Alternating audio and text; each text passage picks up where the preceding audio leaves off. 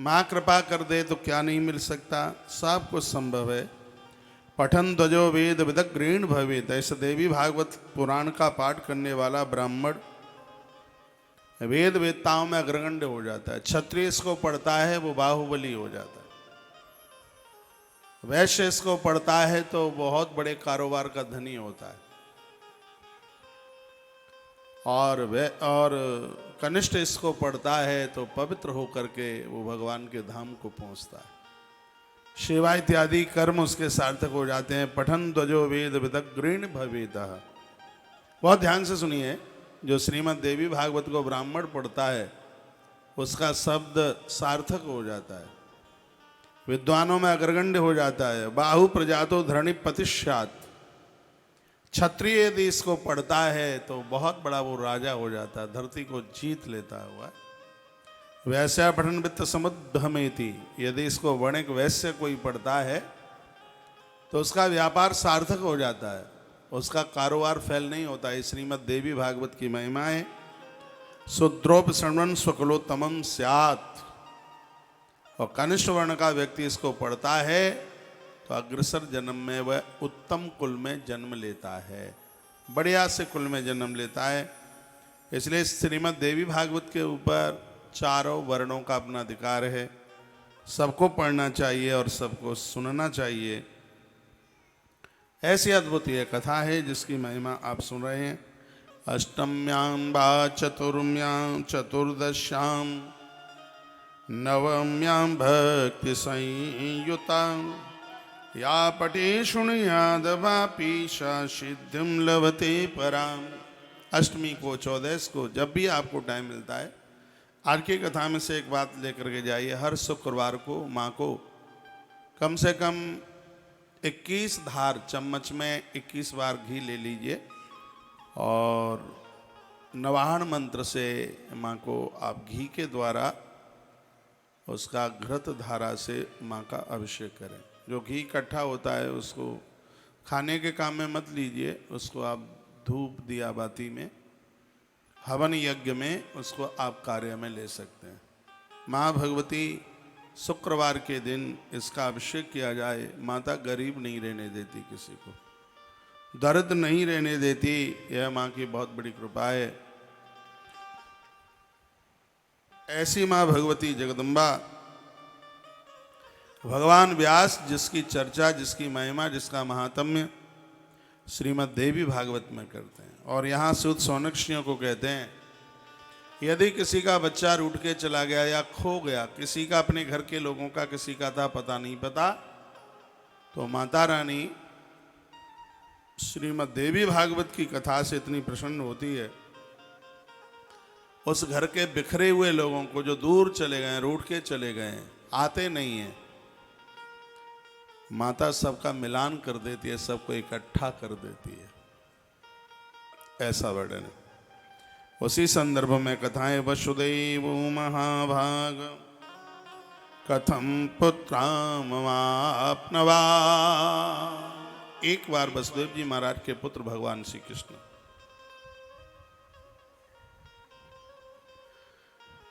वह घर से चले गए। इनको झूठा दोष लग गया था समंतक मणि के हरण करने का। इसकी आदि कथा कल आप सुन चुके थे। अतः सत्राजितो भ्राता प्रसन्नो नाम करियचित। सत्राजित ने वह मणि अपने भाई प्रसेन को दे दी, भगवान को नहीं दी। और कल मैंने निवेदन किया, जो वस्तु, जो चीज ईश्वर के काम ना आवे, वह वस्तु हमारे प्राणों का हनन करा देगी, किसी काम का नहीं रहने देगी। घर में जो बढ़िया से बढ़िया जगह है वहाँ भगवान का मंदिर बनाइए। वैसे ईशान कोण की तरफ झुका हुआ मंदिर ज़्यादा बढ़िया होता है।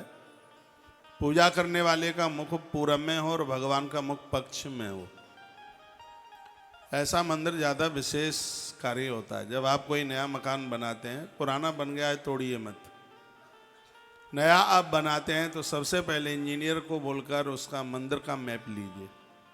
सबसे पहली ईंट मंदिर के लिए लगाइए। जब तक आपका भवन पूरा नहीं बन जाएगा आपकी ईंट रुकने वाली नहीं। मंदिर को बहुत अच्छा कीजिए। मैं पिछले चैत्र की नवरात्रा में जम्मू की तरफ था और मैंने ये बात बहुत बात चर्चा की है।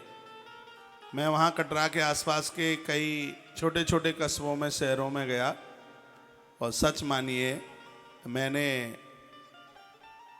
जम्मू के आसपास के जो लोगों के घरों में मंदिर हैं, इतने सुंदर मंदिर नहीं देखे। मैंने पूरा देश घूमा है, लेकिन इतने बढ़िया मंदिर, पूरा का पूरा 10 बाई 12 का कमरा। देखो कमरा कितना छोटा बड़ा है वो मायना नहीं रखता है, लेकिन ईश्वर के प्रति जो एक श्रद्धा है, वहाँ की जो एक व्यवस्था है, हर घर में तुलसी मिलती है, घरों में तुलसी झंडी लगी हुई है। ऐसा कोई घर नहीं है जिसके घर में कपूर नहीं जलता। तो हमारा सनातन तो बड़ा अद्भुत है, ईश्वर के प्रति पूरा समर्पण हो। आप में भी ऐसे बहुत हैं जिनके घर में भगवान को, ठाकुर जी को भोग लगता ही नहीं है। लगता है तो चनौरी बिनौरी रख देंगे, कुछ मिश्री रख देंगे, बतासा रख देंगे, रोटी सब्जी दाल भाजी नहीं लगा सकते। आदत में नहीं है, कल्चर में नहीं है। फिर घूमते हैं इधर, पीर पैगाम ऊपर जाते हैं, लोग लूट लेते हैं, ठग लेते हैं, उनके पास चक्कर लगाते रहते हैं, कुछ होता नहीं है। श्रद्धा का अभाव है, दिखावा बहुत ज़्यादा हो गया है। इतना दमकते हैं, चमकते हैं और अंदर कुछ भी नहीं है बिल्कुल। बहुत आग्रह पूर्वक निवेदन है, जैसा कि मैंने पूर्व में भी बोला है, 4 धाम की यात्रा तभी हमें तंदुरुस्त करती है जब घर में देवी देवताओं को पूजा जाता है।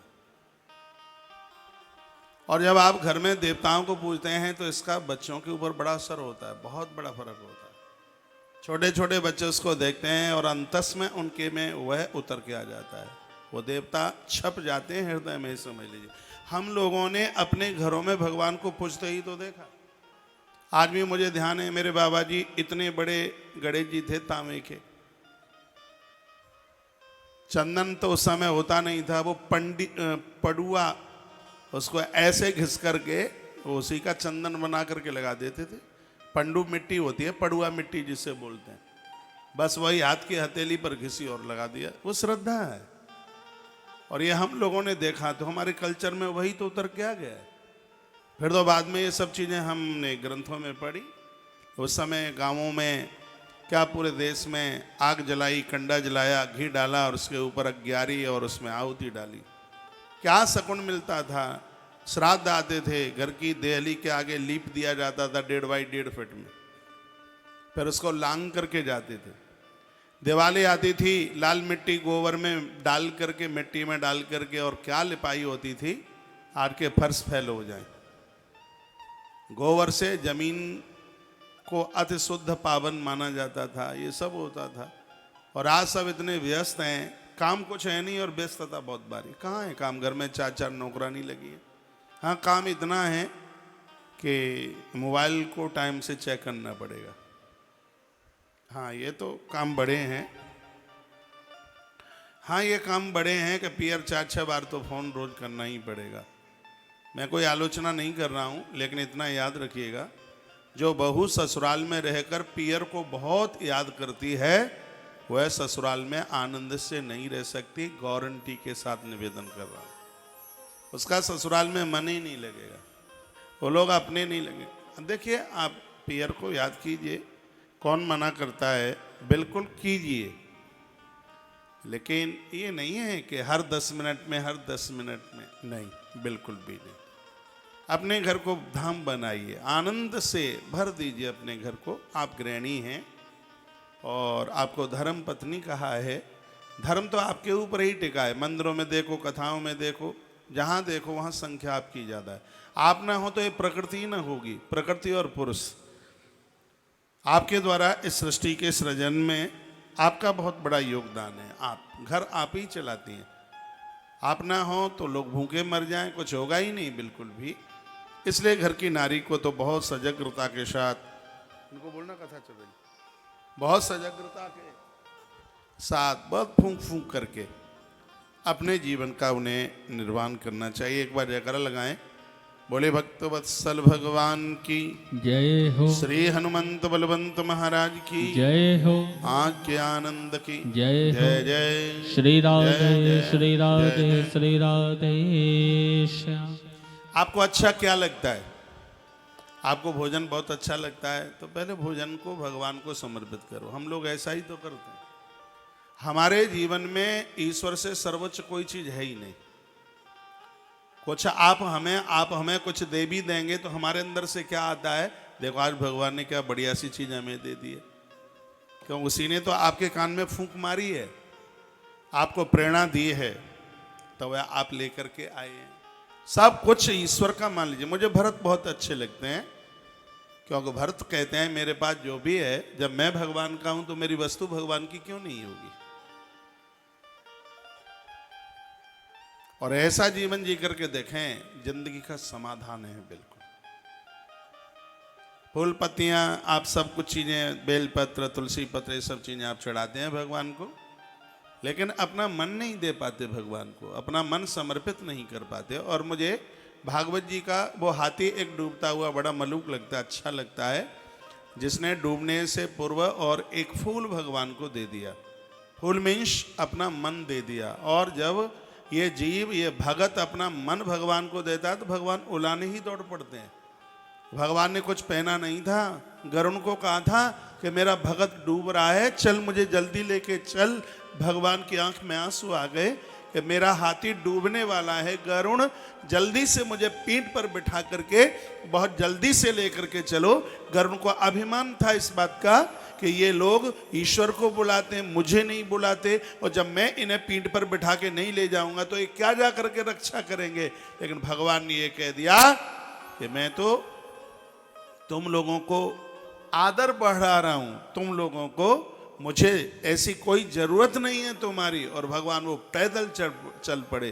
पीछे से गरुड़ ने कहा प्रभु मुझे स्वीकार कीजिए, लेकिन भगवान तो उलाने ही पाम जाकर के धाये, और वह हरि शब्द पूरा नहीं कह पाया, तब तक तो सरोवर के किनारे मेरे भगवान जाकर के छा गए। भगत को बुलाने में देर लगती है, लेकिन भगवान को आने में बिल्कुल देर नहीं लगती। भगवान क्यों पहुंच गए? क्योंकि उसने अपना सुमन, सुमन का अर्थ फूल तो होता ही है, लेकिन पवित्र मन भी सुमन का अर्थ है, पवित्र मन। भगवान को अपना निर्मल मन दे दीजिए। भगवान को हमारी वस्तुएं क्या, ये तो हमें शांति मिलती है कि हमने भगवान को भोग लगा दिया है। तेरा तुझको अर्पण, ये हम भगवान को कहते हैं तेरा तुझको अर्पण क्या लागे मेरा, और सच तो यह है तेरा तुझको अर्पण, जो तुम दे रहे हो वो सब अगले जन्म में तुम्हें पाई पाई मिलना है। यहाँ पर रोटियां आप जमा रहे हैं, रोटियां आपको ही मिलेंगी।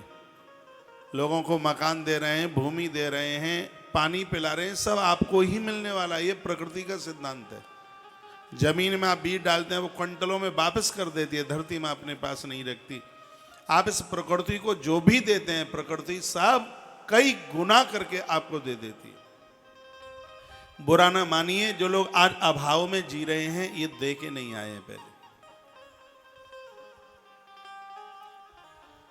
आपने कभी, आप गिरिराज जी की परिक्रमा में जाएं तो बहुत लोग कटोरा लिए हुए बैठे हैं, 1 रुपया दे दो ईश्वर तुम्हारा भला करेगा। कौन लोग हैं वो?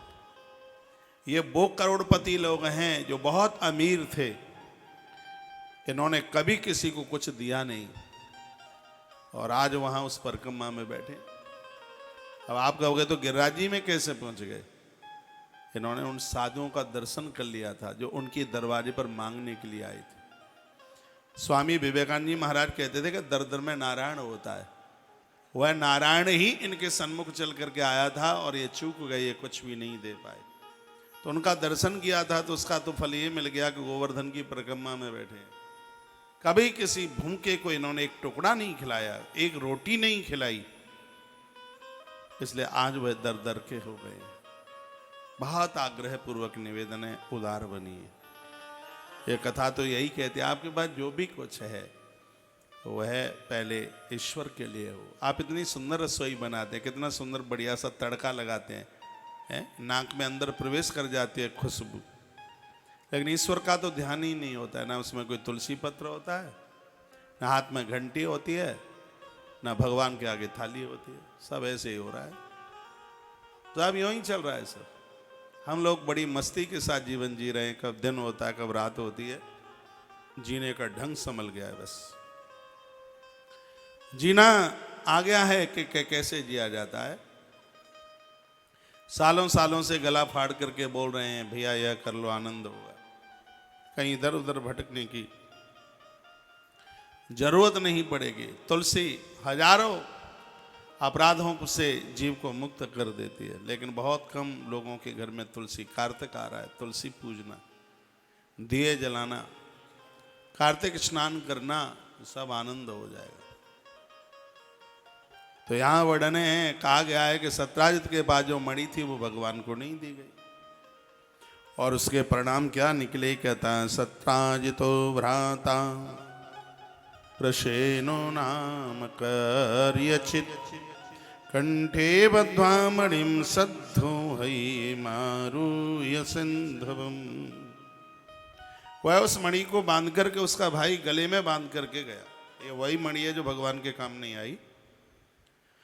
तो जंगल में एक सिंह मिला और शेर ने उस प्रसेन को मार डाला और वो मणि लेके आगे चल पड़ा। आगे एक रीछ मिला, रीछ ने शेर को मार डाला, वो मणि लेके आगे चल पड़ा। बड़ा दिन हो गया, लंबा टाइम हो गया, प्रसेन आया नहीं। तो यह पूरे द्वारका नगरी में चर्चा हो गई। ऐसा लगता है कि मणि के लिए कृष्ण ने सत्राजित के अनुज छोटे भाई प्रसेन का वध करा दिया। ये संसार ऐसा है, इसने ईश्वर को भी नहीं छोड़ा उंगली उठाए बिना। आप इतने परेशान हो जाते हैं, आपके गली मोहल्ले में कोई कुछ आपको कह दे तो धन्य है महात्मा, इनको सम्मान बहुत मिलता है, तो इनका समाज अपमान भी बहुत करता है। लेकिन वो तो ऐसे ढल गए हैं कि उन्हें कोई फर्क ही नहीं पड़ता। वो हाथी बन गए। हाथी जब निकल के जाता है तो बहुत उनके ऊपर कोई डंडे भी फेंकता है, कोई लाठी भी फेंकता है, कोई पत्थर भी फेंकता है। गली के स्वान भौंकते हैं उसे देख के, लेकिन अपनी मस्ती में चलता जाता है। उसकी चाल मुझे बहुत अच्छी लगती है। अपनी सूंड से धरती को झाड़ता हुआ और धूल को अपनी पीठ के ऊपर डालता हुआ आगे बढ़ता है। किसी साधु ने हाथी को पूछा था, तो यह धूल अपने ऊपर क्यों डालता है? वो कहता है, कोई अपराध रहा था, पशु बन गया हूँ, इतनी जानकारी रखता हूँ, परमात्मा के चरणों की धूल में इतना बड़ा प्रभाव है। वह धूल एक पत्थर के ऊपर पड़ गई थी, महात्मा गौतम की पत्नी अहिल्या का उद्धार हो गया था। मैं भी सोच रहा हूं कि वो राम के चरणों की धूल मेरे ऊपर भी पड़ जाए तो मेरा कल्याण हो जाए। वह बोलता है, साधुओं में भगवान विराजित होता है और इस रास्ते से महात्मा महापुरुष निकले हैं, उनके चरणों की धूल मेरे ऊपर पड़ेगी, मेरा कल्याण हो जाएगा। स्वान भौंकते हैं, उससे कोई फर्क नहीं पड़ता। साधुओं का भी जीवन ऐसा है, कौन क्या कहता है, कौन क्या कहता है, उससे कोई फर्क ही नहीं पड़ता। वह तो भगवान के नाम में अनुरागी होकर के अपने जीवन का आनंद में जीवन जीता है। लोगों को लगता है कि धन में सुख है, लोगों को लगता है खानदान में बहुत बड़े संपदा में सुख है, लेकिन महात्मा ने कह दिया परमात्मा के स्मरण में ही सुख है, ईश्वर के स्मरण में, चिंतन में सुख है। जिसके पास हरि नाम नहीं है वो विपत्ति में है, और जो भगवान के साथ जुड़ा है वो संपत्ति में है। राम जी ने हनुमान को पूछा था, हनुमान विपत्ति क्या है? हनुमान जी को पूछा था कि विपत्ति क्या है? तो हनुमान जी कितना सुंदर जवाब देते हैं, कही हनुमंत विपत्ति प्रभु सोई, कही हनुमंत विपत्ति प्रभु सोई, जब तब सुमिरन भजन न होई, जब तब सुमिरन भजन न होई। कहीं हनुमंत विपत्ति प्रभु सोई, कहीं हनुमंत विपत्ति प्रभु सोई, जब तब सुमिरन भजन न होई, जब तब सुमिरन भजन न होई। कही हनुमंत विपत्ति प्रभु सोई, जब तब सुमिरन भजन न होई। जब तब सुमिरन भजन न होई। हनुमान जी ने कहा भगवान, जिस क्षण में जिस पल में आपका भजन न हो, इससे और बड़ी विपत्ति क्या हो सकती है। वही अमीर है जो आपसे जुड़ा है और वही दरिद्र है जो आपसे दूर चला गया। अमीर बनिए, सिर्फ कागजों से नहीं, विचारों से अमीर बनिए, अपनी सहजता से अमीर बनिए, अपनी विनम्रता से अमीर बनिए और अपने सदाचार से अमीर बनिए। श्रीमद् देवी भागवत की यह बड़ी अद्भुत कथा है। भगवान के ऊपर दोषारोपण कर दिया गया, प्रभु को कोई फर्क नहीं पड़ा उससे। हाँ, भगवान सत्राजित के पास गए थे और ये जरूर कहा था, काका मुझे बिल्कुल जानकारी भी नहीं है। जो आपके मन में आया है कि मैंने काका प्रसेन का वध कराया है, तो सत्य यही है कि मुझे इसकी जानकारी भी नहीं है बिल्कुल। गलत लोगों का संग देने वाले ज्यादा लोग हो जाते हैं। सत्राजित का साथ देने वाले लोग बहुत थे। भगवान के ऊपर मर्डर केस लगा दिया, धारा 302। पूरे नगर में कर्फ्यू लग गया, धारा 144 144। प्रभु ने इन लोगों को साथ लिया। भगवान व्यास लिख रहे हैं,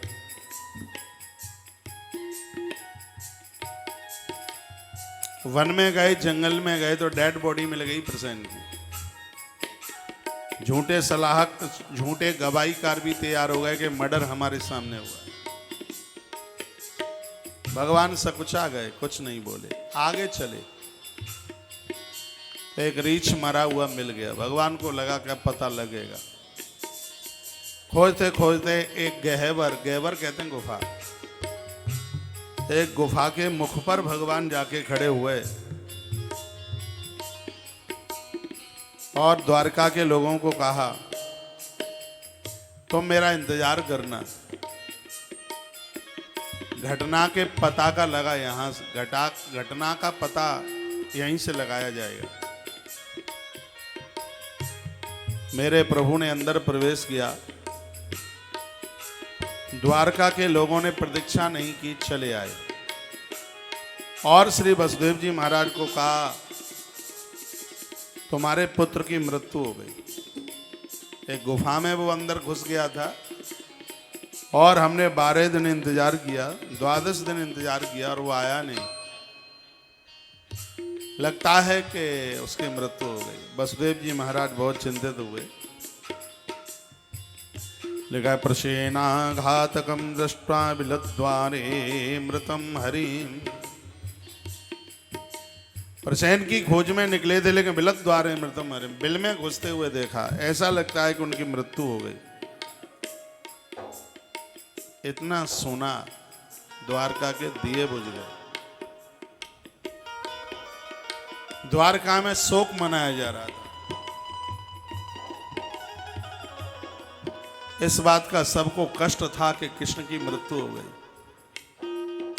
अभी इन लोगों को ये नहीं पता कि साक्षात ईश्वर, ईश्वर के जमाने में लोगों ने उन्हें ईश्वर नहीं समझा। राम के जमाने में लोग उन्हें ईश्वर के रूप में नहीं देखता है। बढ़िया लोग उनकी हकीकत का पता तो कितने महान हैं उनके जाने के बाद ही तो पता लगता है। पूज्य स्वामी विवेकानंद जी महाराज के जाने के बाद ये देश को पता लगा कि ये क्या सन्यासी था अपने आप में। बाबा तुलसी के जाने के बाद इस देश को पता लगा कि ये क्या था महात्मा अपने आप में। कृष्ण को ये लोग समझ नहीं पाए। इन्होंने कृष्ण को साधारण सा पुरुष मान लिया और आज पूरे द्वारका में इस बात का शोक था, खेद था कि वसुदेव के पुत्र की मृत्यु हो गई। आंख में अश्रुपात हो रहा था। सुनिए, मां भगवती जगदम्बा की क्या महिमा इसमें भरी है।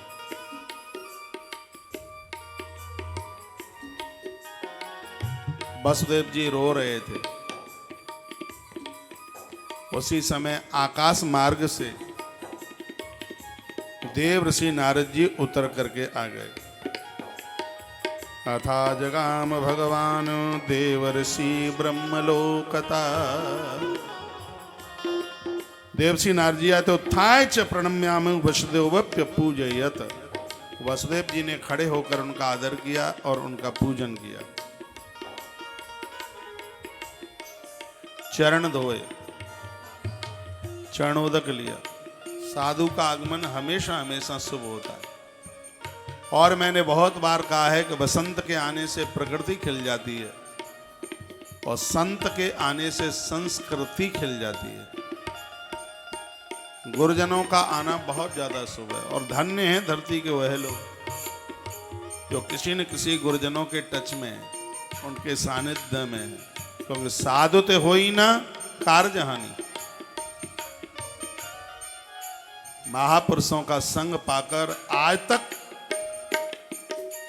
कभी किसी को किसी भी प्रकार का कोई घाटा नहीं हुआ। साधु संग साधु संग साधु संग रमीए। महापुरुषों का संग कीजिए, घुल मिल जाइए महात्माओं में। गड्ढे का पानी कोई भर ले, बाजार में बेचने को जाओ, कोई पानी ले लो 1 रुपए में कोई नहीं लेगा। और वही गड्ढे का पानी दूध का संग पकड़ ले तो 60 रुपया किलो बिक जाता है, 65 रुपया किलो बिक जाता है। जो इस देश में जो लोग किसी काम के नहीं थे, उन्होंने महापुरुषों का संग पकड़ लिया, धरती पर वो महाराज पुज गए। उनकी वैल्यू, उनकी महिमा बढ़ गई। इसलिए महापुरुषों का संग पकड़ लीजिए। नारद जी ने पूछा था राम जी को, साधु की पहचान क्या है, उनके गुण क्या है? तो सुनी मुनि संतनि के गुण कहे हो, सुन मुनि संतने के गुण कहे हो, ताते मैं उन्हें के बस रहे हो। सुनि मुनि संतन के उर कहे हो, सुनि मुनि संतन के उर रहे हो, ताते मैं उन्हें के बस रहे हो। सुनि मुनि संतन के उर कहे हो, ताते मैं उन्हें के बस रहे हो। गावहि सुनहि श्रवण मम लीला, गावहि श्रवण मम लीला, हेतु रहित पर हित पतिशीला। ये महापुरुषों की गुणवत्ता है। भगवान कहते हैं मेरी कथा सुनते हैं। आप घर में रहते हैं, विज्ञान का काल है, विज्ञान का युग है, 1 मिनट भी अपने आप को खाली मन छोड़िए। माला पर नियम पूरा किया जाता है। जप तो पूरे दिन होना चाहिए, मानसिक जप हो। माला तो सुबह हाथ में पकड़ी जाती है, एक नियम पूरा होता है। माला में एक ऐसा वाइब्रेशन है, आप रुद्राक्ष पकड़ें, तुलसी पकड़ें, तो इसका वाइब्रेशन हमारे अंतस को ऐसे छू लेता है जिससे कोई विकार फिर अंदर प्रवेश नहीं करता। इसलिए तो कंठ में तुलसी रुद्राक्ष पहना जाता है।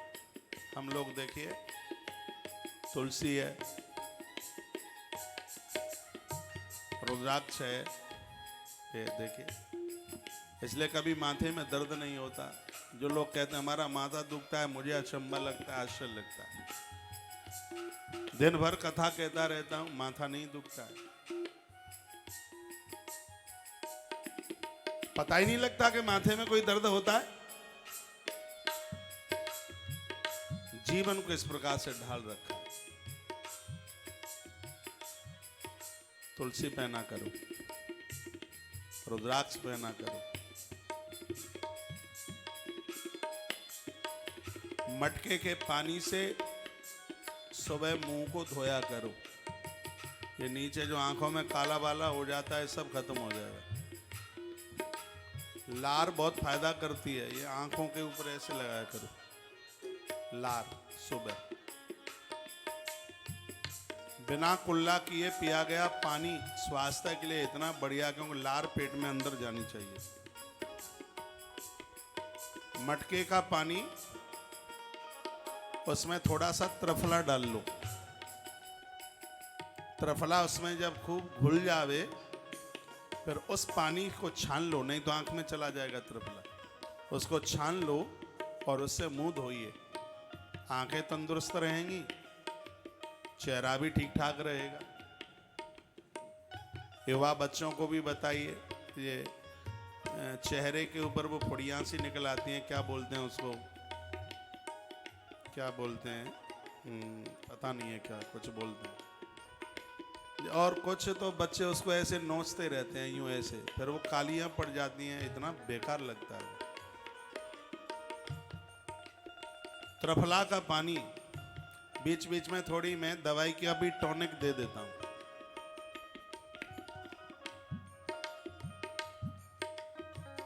6 नवंबर को हम यूथ फेस्टिवल मना रहे हैं वृंदावन में। 6 नवंबर 2022, जिसमें हजारों युवा बच्चे आएंगे, बेटा और बेटियां। आप भी अपने बच्चों को वृंदावन भेजना। एक ही दिन का कार्यक्रम है, शाम को 4 बजे से लेकर 7 बजे तक।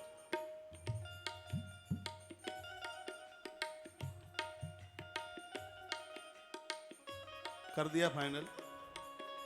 रात को हम चर्चा कर रहे थे, आज के समय में बहुत स्थिति गड़बड़ हो रही है। यहाँ मैं रात्रि को धर्म यात्रा कार्यक्रम में बैठा था, मैं मोबाइल में एक भजन ढूंढ रहा था, खोज रहा था, तो भजन तो मिला नहीं, ऐसी चीजें मिल गई कि आंखें फोड़ने का मन कर रहा था। आज के बच्चे ये सब देखें, क्या लाइफ होगी, क्या जिंदगी होगी। गवर्नमेंट को इन सब चीजों के ऊपर तत्काल बड़े प्रभाव से एक्शन लेना चाहिए इस पर। ये युवा पीढ़ी के लिए बिल्कुल ठीक नहीं है, बढ़िया नहीं है। इसलिए युवा के पास में चिड़चिड़ापन, खामोशी, बोल पा नहीं रहे हैं, मिल नहीं रहा है ठीक से कुछ भी उन्हें, तो हम उनकी सुनेंगे और वो हमारी सुनेंगे।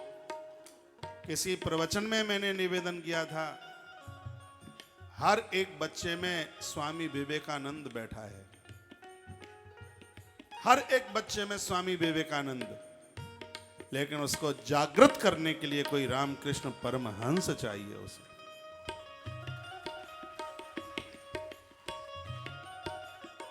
आवश्यकता इसकी जरूरत है।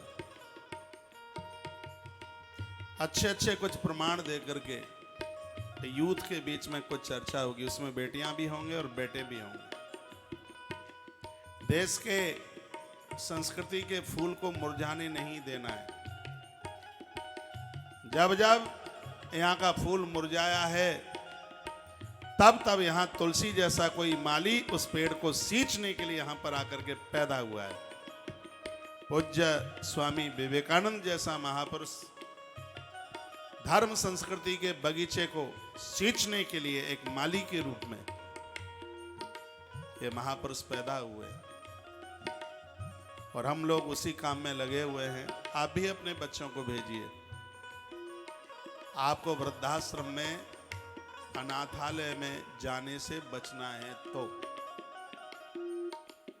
वृंदावन की धरती, कार्तिक का महीना, छुट्टी का दिन है, उस दिन रविवार है, और गौ माता के प्रांगण में यूथ फेस्टिवल, अद्भुत आयोजन होगा। पूरा देश हमें सुन पा रहा है। एक नंबर हम बताएंगे, हमारे वेबसाइट पर एक कार्ड पड़ा होगा, उस आयोजन में भाग लेने के लिए निःशुल्क है, कोई पैसा नहीं लगेगा। जब वो कार्ड आपके पास में होगा तभी आप उसके भागी बन पाएंगे। हमारे वेबसाइट से उसको आप ले लेंगे, एक प्रिंट आउट उसका निकलवा करके फिर उसको अपने पास में लेके आइए। एक युवा के लिए एक बहुत बड़ी औषधि होगी, और ये बहुत बड़ी खुराक होगी। कथाएं तो हम आपको सुना ही रहे हैं। आज बहुत वानप्रस्थी दादा दादियां, मेरी उम्र के लोग बहुत जुड़े हुए हैं, लेकिन 18 वर्ष से लेकर के लगभग 45 वर्ष तक का एक युवा, जो कि हर देश की उत्कर्षता का कारण है, जरूर हमारे इस न्योते को स्वीकार करना।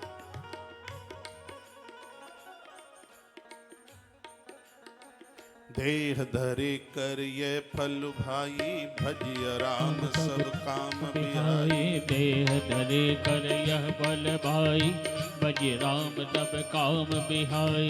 देह धरे कर यह फल भाई, भज राम सब काम बिहाई। देह धरे कर यह फल भाई, भज राम सब काम बिहाई। भजिय राम सब काम बिहाई। बोलिए भक्तवत्सल भगवान की जय हो, श्री हनुमंत बलवंत महाराज। जय हो।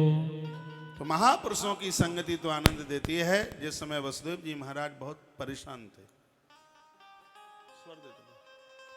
उसी समय देवर्षि नारद जी चल करके आ गए। तो साधु का तो आना बहुत शुभ माना गया है। उन्होंने चरण धोए, चरणोदक लिया, सब जगह छिड़काव किया,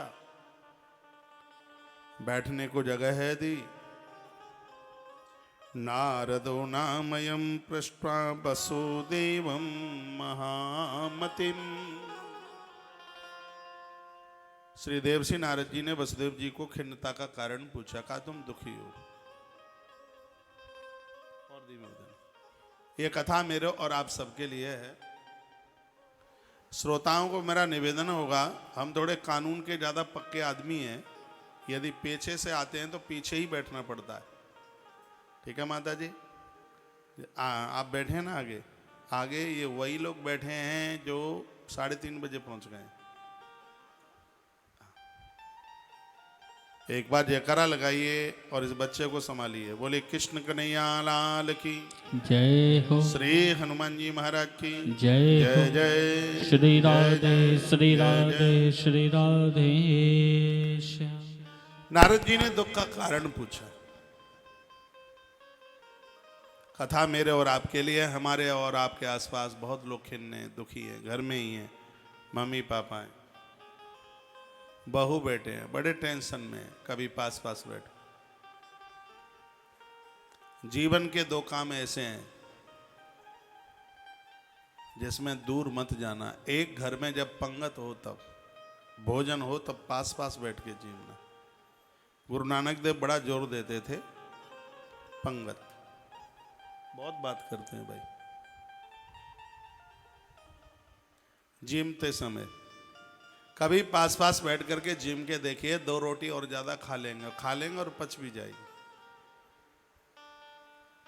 आपके घर में 6-6 कुर्सियां हैं, ड्राइंग टेबल है, कभी सोचा ही नहीं है कुर्सी 6 ही क्यों है। कुर्सी 6 इसलिए, एक मम्मी पापा के लिए, एक दादा दादी के लिए, एक बबली और डबलू के लिए 6 कुर्सियां। लेकिन इन 6 लोगों ने कभी एक जगह भोजन किया ही नहीं। भोजन पास बैठ करके कीजिए, आनंद देखिए आप। तुलसी पत्र डालकर भोग लगा करके और ऐसी चीजें खाइए, स्वादिष्ट तो है ही, स्वास्थ्य के लिए लाभदायक है, वो खाइए। अपना भोजन थोड़ा मीठे से शुरू करें, भले ही थोड़ा सा मीठा डालें मुख में, मीठे से शुरू कीजिए। उससे लार बनेगी मीठे से। ज़्यादा मीठा तो मोटापा बढ़ाता है, डायबिटीज को भी बढ़ाता है। गुड़ खाएं, पुराना खाएं। चीनी के ऊपर कुछ चीज़ें ऐसी हैं जो स्वास्थ्य को ठीक नहीं है। क्या? एक चीनी, एक मैदा, एक आयोडीन नमक और एक रिफाइंड, ये स्वास्थ्य के लिए बिल्कुल ठीक नहीं है। और एक कुकर की दाल और फ्रिज का पानी, ये तो प्रेत हैं रसोई के। मैंने बहुत बार बोला है, तुलसीवन आश्रम में रिफाइंड बंद है बिल्कुल, आने नहीं देते इसको। कुकर का भी बहुत बड़ा परहेज है। ये पेट में गैस इसलिए तो बनती है क्योंकि आप तो इतनी जल्दी में, आपको अभी तो टाइम कहाँ है इतना, बस वो बंद किया, उसमें जल्दी से सीटी मारे, और सीटी तो सीटी है, वो जल्दी से।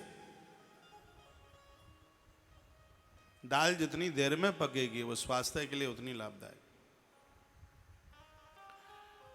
कुकर की दाल शरीर में पस बढ़ाती है, पीप जिसे बोलते हैं, वो खून को पीप बना देती है वो कुकर की दाल। टाइम बदल रहा है, समय बदल रहा है, बनाने का क्रम, खाने का क्रम, ये सब गड़बड़ हो गया। दो काम ऐसे हैं, एक है संगत और एक है पंगत। 24 घंटे में से कुछ ऐसा समय निकालिए, घर के सब लोग पास पास बैठे, एक दूसरे से मन की बात कीजिए, खिलखिला करके हंसिए। 20 घंटे का व्यायाम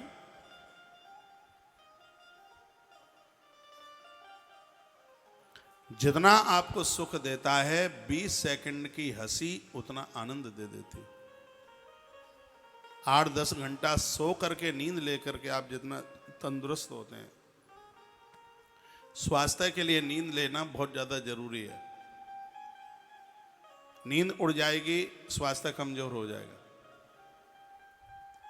10-5 घंटे सो करके आप जितना स्वस्थ आप रहते हैं, 2-4-5 मिनट हंस करके उतना ही स्वस्थ आप हो जाते हैं। इसलिए मुस्कुराना बहुत जरूरी है। मेरे संग हंसी, आप कितने अच्छे लग रहे हैं। हाँ हाँ,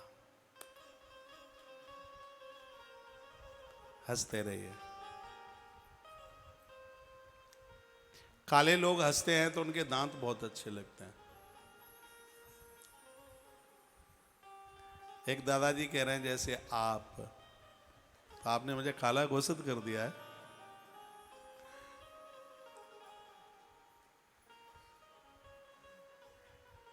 इधर के लोग तो वैसे भी सांवले ज्यादा हैं। हाँ, कुछ भूरी दीदी लोग बैठे हुए हैं, जो सांवले हैं वो पक ज्यादा गए हैं, और जो गोरे हैं वो अध पके हैं, कच्चे हैं। काले लोगों से हमने एक छोटे बच्चे को पूछा, विवाह करेगा? बोलता है हाँ। बहू कैसी लेगा? कहता है गोरी। तो काले इतने बेकार है। हमारे कन्हैया को देखिए, सांवले सलोनी सूरत पे बलिहार जाऊं जी, बलिहार जाऊं जी। गोरा काला ये छोड़िए, आदमी की गुणवत्ता देखिए। मैं फिर प्रसंग में लौट के आ रहा हूं। 24 घंटे में से 10-5 मिनट ऐसी निकालिए जहां आप पास पास बैठ पाए। सास बहू पास बैठे, बाप बेटा पास बैठे। पास बैठते ही नहीं है, उस कमरे में पापा है, उस कमरे में बेटा है, फोन पर बात करते हैं, आमने सामने नहीं। और ये अच्छा जीवन जीने के लिए ठीक नहीं है, बिल्कुल बढ़िया नहीं है। भाई भाइयों में बनती नहीं है, पड़ती नहीं। क्या कारण है?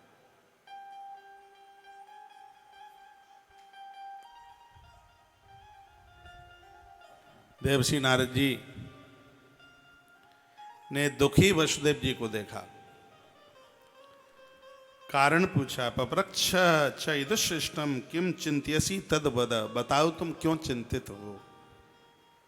और वो बड़े लोग हैं जो सबका समाचार पूछते हैं। आप किसी को फोन पर बात करते हैं तो ये जरूर पूछिएगा आप कैसे हैं।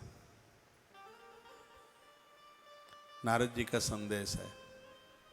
आप किसी को हम और आप किसको क्या दे देंगे, लेकिन वह व्यक्ति हल्का हो जाता है जिसको आपने समाचार पूछा, आप कैसे। मैं भी तो कथा में पूछता हूं आप कैसे हैं। इन ग्रंथों में से ही तो सीख लिया है। वसुदेव जी की आंख में आंसू आ गए। वसुदेव जी ने कहा, गुरुदेव मैं इतना बड़ा भागा हूं, 6 पुत्र मेरे जन्म में मारे गए, 7वें के अते पते का पता नहीं लगा।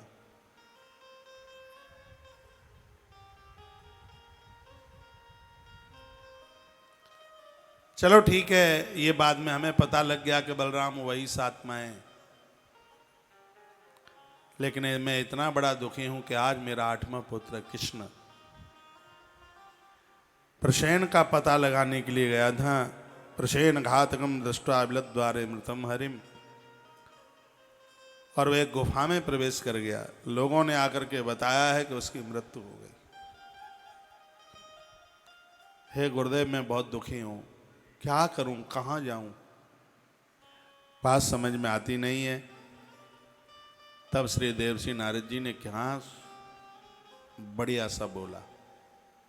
नारद जी कहने लगे कि पुत्र प्राप्त यदु श्रेष्ठ देवी आराधन अंबिका। यदि घर से तुम्हारा बेटा चला गया है और उसका मरा हुआ शरीर किसी ने देखा नहीं है, तो आप ऐसा सोच क्यों रहे हो कि वो मृत हो गया है? और मुझे विश्वास है कि तुम्हारा पुत्र जीवित आ जाएगा, तुम पराम्बा की आराधना शुरू कर दो। मां भगवती जगदम्बा को पूजो, क्योंकि दुर्गा की पूजा बच्चों को सुरक्षित रखती है। ये माताओं ठीक से सुन लो। ये नारद जी कहते हैं कि मां दुर्गा की जो पूजा है, वो एक गले में, बच्चों के गले में डाल दी जाती थी, चांदी की ऐसी बना के उसका नाम रख दिया था हाय। बच्चों के गले में डाली जाती ना हाय हाय, ऐसे लॉकेट सा पड़ा रहता है, उस पर लिखा होता है हाय। ये रक्षा करने वाली कोई है, चाहे वो हाय में है, चाहे वो धाय में है, किसी में ही है, वो पराम्बा मां भगवती है, वो रक्षण करती है।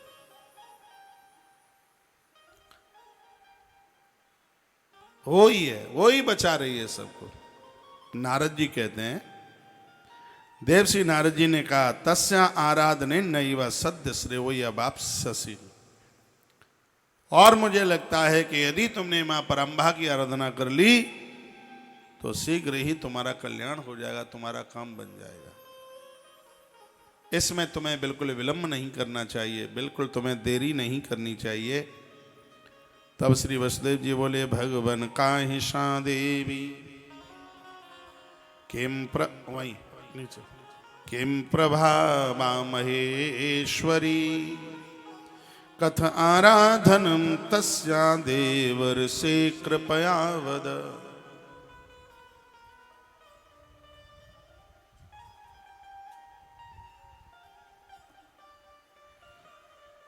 क्या कहा? भगवान काहिषा देवी किम प्रभा महेश्वरी। कौन है मैया? मैया के बारे में, माता के बारे में आप हमें बताएं तो आपकी बड़ी मेहरबानी होगी। तो नारद जी ने कहा, वसुदेव महाभाग अशणु संक्षिप्तो मम देव्या महात्म तुलम वक्तुम विस्तराक्षम। कोई विस्तार पूर्वक सैकड़ों वर्षों तक माता भवानी की महिमा का वर्णन करे तो भी माँ की जो बातें हैं उसको कोई पूरा नहीं कर पाएगा। माँ की कृपा अद्भुत है। न तेषाम जायते किंचित शुभम ऋण संकटे। यदि कोई ऋण में घिर गया है, माता रानी का भगत है, तो पड़ी हुई हथकड़ियां टूट के नीचे गिर जाएंगी। अष्टम संतान वसुदेव जी महाराज के यहाँ हुई, देवी भागवत में लिखा है। उससे पूर्व महात्मा गर्ग ने उनको श्रीमद् देवी भागवत की कथा सुनाई। कंस की पड़ी हुई हथकड़ियां टूट टूट करके नीचे गिर गईं। आप किसी भी देवी देवता के भगत हैं, मानिए, हिंदू सनातन के जो देव हैं उनको पूजिए, मानिए, लेकिन माता रानी को अपने आप से दूर मत कीजिए। माता के नाम की चुनरी घर में रखिए, माता रानी के नाम का सिंदूर घर में रखिए। ये देवियां हाथ में मेहंदी लगाती हैं, ऐसे माँ बड़ी खुश होती है, लेकिन मेहंदी लगाने का भी ढंग है। आजकल तो माता यहाँ से लेके यहाँ तक लगा देती है, पूरा हाथ में पूरा मेहंदी ही होता है। पहले पामों में महावर लगाया जाता था। षोडश श्रृंगार की बात कही है, इससे माँ भगवती जगदम्बा भारी प्रसन्न होती है। काल का पुराण में लिखा है, ब्राह्मण का माथा चंदन से तिलक से शून्य नहीं होना चाहिए और नारी का भाल बिंदी से खाली नहीं होना चाहिए। जो सधवा नारी है तो उसके भाल के ऊपर बिंदी हो, लेकिन आजकल माथे पर बिंदी कम लगी हुई होती है, वॉश बेसन के ऊपर ज्यादा लगी होती है दीवार पर। बिंदी में भी बड़ी फैशन है, जैसी साड़ी वैसे ही रंग की बिंदी। बिंदी का रंग रक्त होना चाहिए, चुनरी का रंग रक्त होना चाहिए, लाल होना चाहिए। होठों के ऊपर लाली का जो रंग है, लिपस्टिक क्या बोलता है, उसका भी रंग लाल ही होना चाहिए। लेकिन जैसी साड़ी वैसी ही लिपस्टिक, जैसी साड़ी वैसी ही बिंदी, जैसी साड़ी वैसी ही नाखूनी, जैसी साड़ी पहनी है नाखून भी वैसे ही रचाया जाता है। क्या हुआ है पता नहीं। न तेषाम जायते किंचित अशुभम ऋण संकटे। माता रानी भगवती की कृपा हो जावे, व्यक्ति का कभी अशुभ नहीं हो सकता। मां आरती से बहुत प्रसन्न होती है, भारी खुश होती है। माता रानी भगवती जगदम्बा,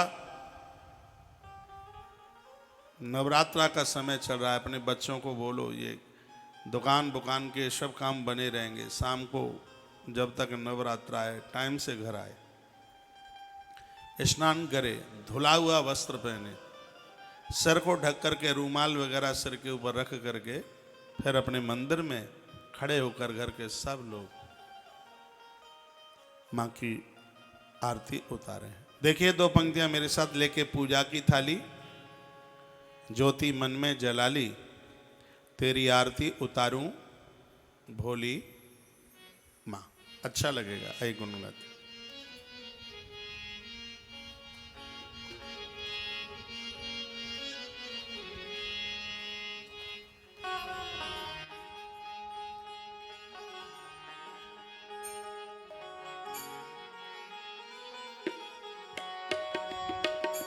लेके पूजा की थाली ज्योत मन की जगाली, तेरी आरती उतारो बोली माँ। तू जो दे दे सहारा, सुख जीवन का सारा, तेरे चरणों के बारो बोली माँ। फूल के पूजा की थाली ज्योत मन की जगाली, तेरी आरती उतारो बोली माँ। तू जो दे दे सहारा, सुख जीवन का सारा, तेरे चरणों पे बारो बोली माँ। ओ माँ,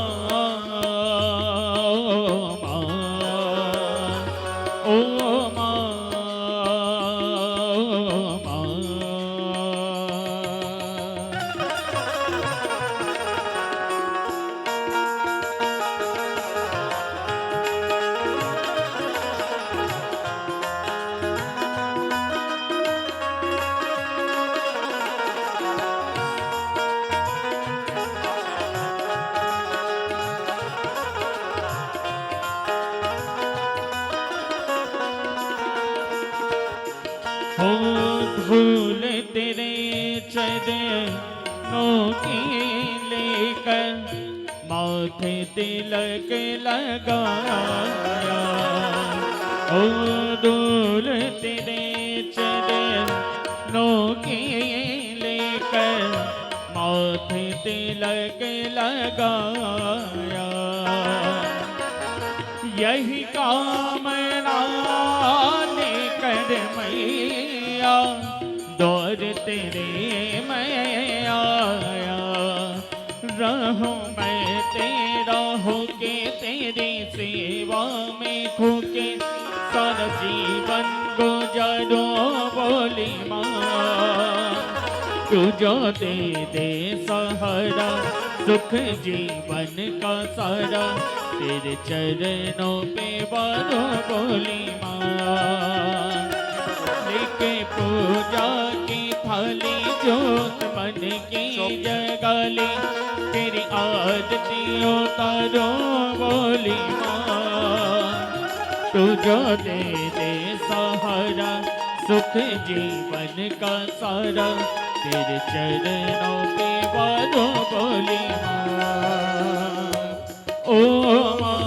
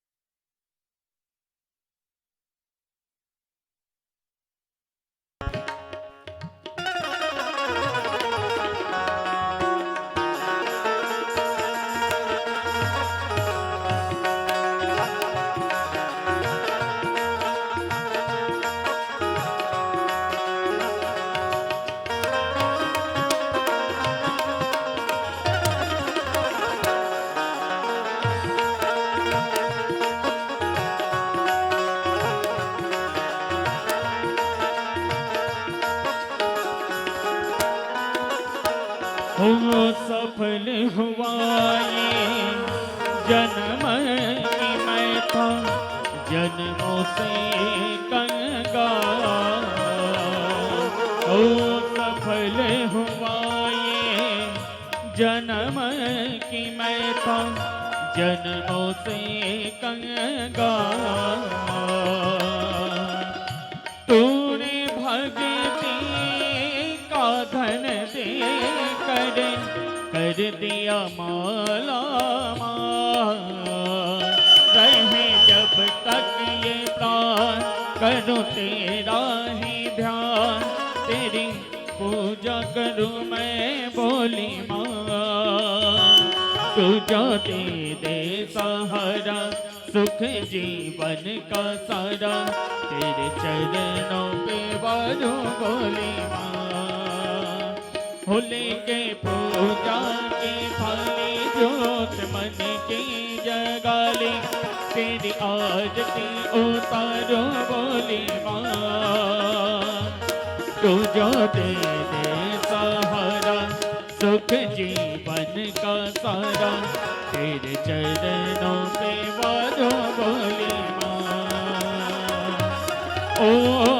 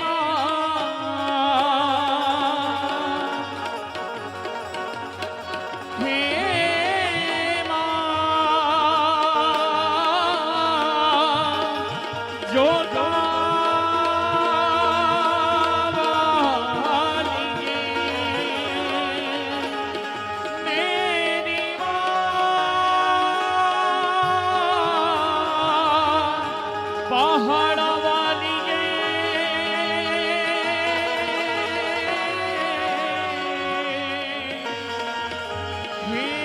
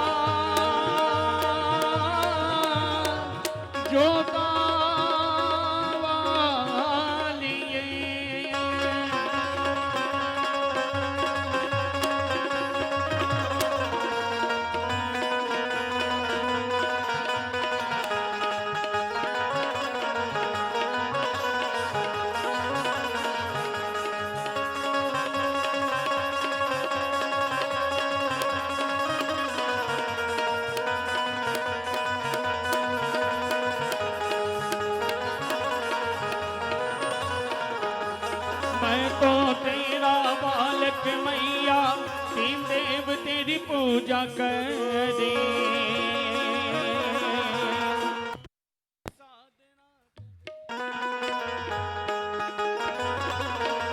ओ मैं तो तेरा बालक मैया, तीन देव तेरी पूजा करे। सिद्धि साधना करने को मां, ऋषि मुनि तेरा ध्यान धरे। मां ऋषि मुनि तेरा ध्यान धरे। मां ऋषि मुनि तेरा ध्यान धरे। हे जीवे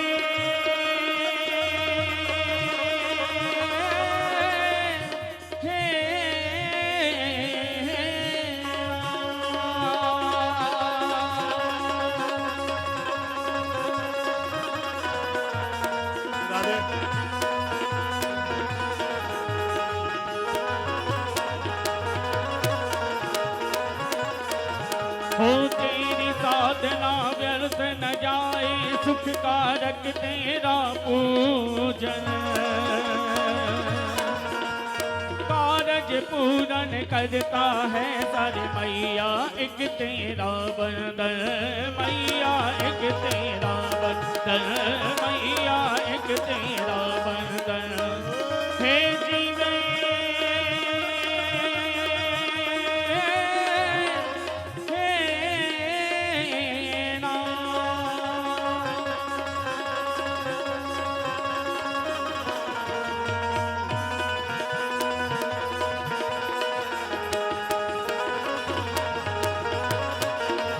ओ रौद्र रूप धर मैया रानी, असुरों का संहार करे। सर्वनाश उसका करती जो धरा पे अत्याचार करे। माँ धरा पे अत्याचार करे। माँ धरा पे अत्याचार करे। हे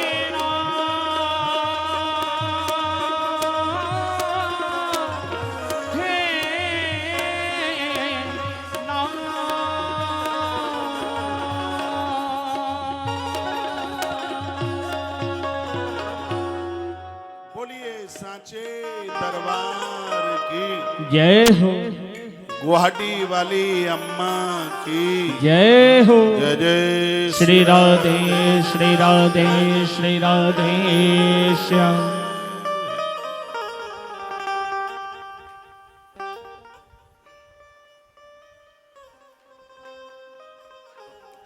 देवसी नारद जी वसुदेव जी महाराज को मां का महात्म्य बताते। जब वसुदेव जी ने पूछा कि मां कौन है, सुनिए इधर सुनिए, तो माता की महिमा बड़ी अद्भुत है। मार्कंडेय महापुरुष ने भी मां की बड़ी महिमा का वर्णन किया। जीवेद वर्ष तम साग्रम अपमृत्यु विवर्जिता। मां की कृपा के द्वारा व्यक्ति इस कलयुग में भी 100 साल जीवन जी के जाएगा, बीमार नहीं होगा। यह उसकी बहुत बड़ी कृपा है। इसलिए कहा पद्मेकम न गच्छेतु दीक्षेषु आत्मना। भगवान का नाम लिए बिना घर से एक पग भी बाहर मत रखो। घर से बाहर जाते हैं आप, दुकान जाते हैं, नौकरी जाते हैं, ऑफिस जाते हैं, बाहर रिश्तेदारी में जाते हैं, यात्रा में जाते हैं, तो आपने अपने घर में जहाँ मंदिर बनाया है तो सबसे पहले उन्हें सबसे पहले वहाँ वंदन कीजिए, प्रणाम कीजिए। और भगवान को कहिए प्रभु मैं 2 घंटे के लिए या 2 दिन के लिए या 20 दिन के लिए हम बाहर जा रहे हैं, बस इतनी कृपा कर दो, द्वारा से आपका दर्शन हो जाए। परमात्मा एक रूप से आपके संग संग चल लेगा, क्योंकि उससे पता है कि मेरी देहली पर बोल के गया है कि द्वारा से दर्शन हो जाए। कोई घटना घट गई तो मेरा दरबार झूठा नहीं हो जाएगा। भगवान रक्षक कवच बन करके संग संग चल पड़ेंगे। निर्भयो जायते मृत्यु संग्रामेश्वम पराजिता। उस व्यक्ति को निर्भयता मिल जाएगी, संग्राम में उसको कोई पराजित नहीं कर पाएगा। इसलिए पद्मेकम न गच्छेतु यदि क्षेक्षु भमात्मनः। एक पग भी भगवान का स्मरण किए बिना घर से बाहर न निकले। ये महात्म्य है देवताओं का। एक पग भी भगवान को वंदन किए बिना, प्रणाम किए बिना घर के बाहर एक पग भी न रखें। ईश्वर से जुड़ोगे, परमात्मा से जुड़ोगे तो जीवेद वर्ष तुम 100 साल जीवन जी के जाओगे।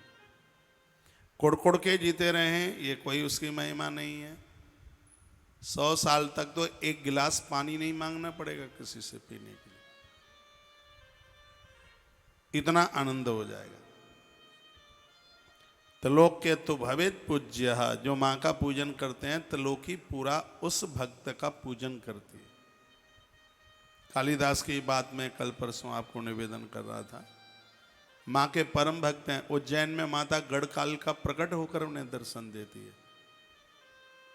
कालिदास वो बोल गए जो ग्रंथों में ढूंढने से नहीं मिलता। ये मां की कृपा से, मां की कृपा हुई है। इसलिए नवरात्रा के भावी दिन चल रहे हैं और आप बड़े बड़भागी हैं, भाग्यशाली हैं, माता कामाख्या की नगरी में रह रहे हैं। यह उसकी कृपा का ही परिणाम है, नहीं तो नहीं होता है। संसार बंध ही तुर्या शैव मुक्ति प्रदायनी, ये मां संसार के बंधन से मुक्त कर देती है। एक बार फिर कहूँगा, जिनके बच्चे बहू बेटा सब रूठे राठे हैं, काम धाम सेट शूट नहीं हो रहा है, तो अभी आपके पास सौभाग्य है, मौका है, नवरात्रा में माँ को आराधना कीजिए। उसके ऊपर फूल पत्तियाँ चढ़ाइए, उसको गुड़ैल चढ़ाइए, कनेर का फूल भी उसको बड़ा प्रिय है। रोजाना थोड़ा सा हलवा और थोड़ा सा चना, भुना हुआ चना नहीं, रात्रि को चना को भिंगाइए, फिर उसको कढ़ाई में उसको डाल करके फिर बनाइए और कन्याओं को जिमाइए, बांटिए, आनंद हो जाएगा। करके देख लें आप। इन सब चीज़ों में हमारा बड़ा विश्वास और भारी श्रद्धा है, क्योंकि इनके परिणाम हमने घोषित होते हुए देखे। हनुमान को लड्डू प्रिय है, कन्हैया को मक्खन प्रिय है, तो माता रानी को चना हलवा बहुत प्रिय है। और जिन बेटियों के विवाह में देरी हो रही है और बहुत बड़ी कोई दिक्कत परेशानी आ रही है, अष्टमी को चना और हलवा बनाकर आप कन्याओं को जिमाइए।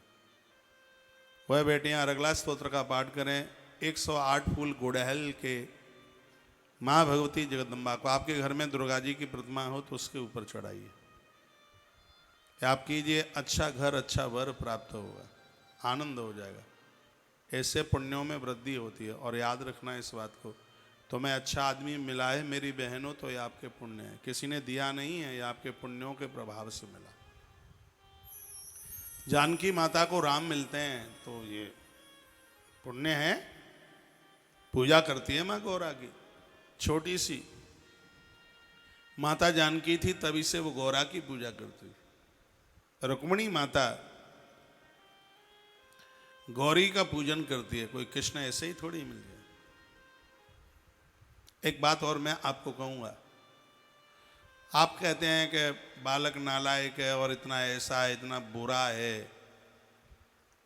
ये बुरा क्यों है? माता पिता के पास में पुण्यों का अभाव रहा है, इसलिए ये गड़बड़ औलाद आ गई।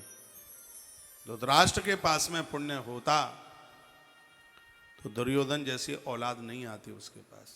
धृतराष्ट्र अंधा है, अपराधी है। उसने एक बार कृष्ण को पूछा था और वह पूछता है, धृतराष्ट्र कहता है कि दुर्योधन मेरी बात नहीं मानता, तो कृष्ण कहते हैं कि तुम अपराधी हो इसलिए तुम्हारी बात नहीं मानता, तुमने अपराध किया है। रावण अपने बाप की बात क्यों नहीं माना? रावण का पिता महापुरुष है, महात्मा है, और उसका नाम है विश्रवा।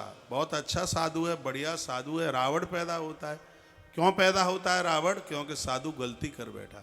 संध्या का समय था, हवन यज्ञ का समय था, राक्षसों ने अपनी बहन को सजा धजा करके भेज दिया, तो महात्मा यज्ञ मंडप का तो रास्ता भूल गया और उस नारी को विवाह के रूप में, पत्नी के रूप में स्वीकार कर लिया।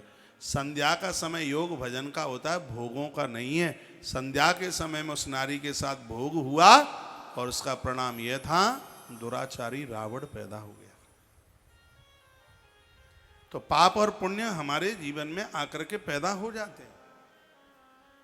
तो धृतराष्ट्र की बात भगवान को पूछता है कि मेरी बात नहीं मानता, तो भगवान ने कहा कि ये तुम्हारा पाप का परिणाम है। धृतराष्ट्र ने कहा मैंने कौन सा पाप किया? तो भगवान उसको पूर्व जन्म की कथा बता रहे हैं। कहते हैं पहले जन्म में भी तुम बहुत बड़े राजा थे, बड़ा पैसा था तुम्हारे पास, तुम्हारे अंदर ऐब बहुत थे, कमियां बहुत थी, मांसाहारी थे तुम। एक ब्राह्मण तुम्हें धरोहर के रूप में 100 हंस के बच्चे देके और वो प्रयाग माघ स्नान करने को चला गया। तो मैं बोल के गया था कि मैं 1 महीने के बाद आके अपने हंस के बच्चे ले लूंगा, तुमने हाँ कर लिया, लेकिन तुम उन हंस के बच्चों को भून भून करके खा गए। उस ब्राह्मण ने जब आकर के मांगा तो तुमने कहा बीमारी फैली, वो सब मर गए। राजन, ये वही परिणाम है कि हंस के 100 बच्चे दुर्योधन दुशासन बन करके आ गए तुमसे बदला लेने के लिए, और ये बच्चे तुम्हारी बात नहीं मानते हैं, तो ये तुम्हारे पुण्यों में कमी है। ये बात धृतराष्ट्र के लिए नहीं है, पूरे जगत के लिए बात है ये। यदि बच्चे बात नहीं मानते, दशरथ का बेटा तो वन के लिए चला गया, वनवास के लिए, क्योंकि दशरथ के पास पुण्य है, माता कौशल्या के पास पुण्य है।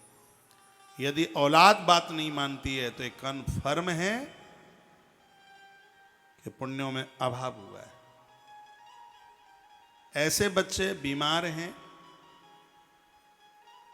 कि जरूर कहीं न कहीं पुण्यों में कमी है, इसलिए पुण्य के घड़े को भरो।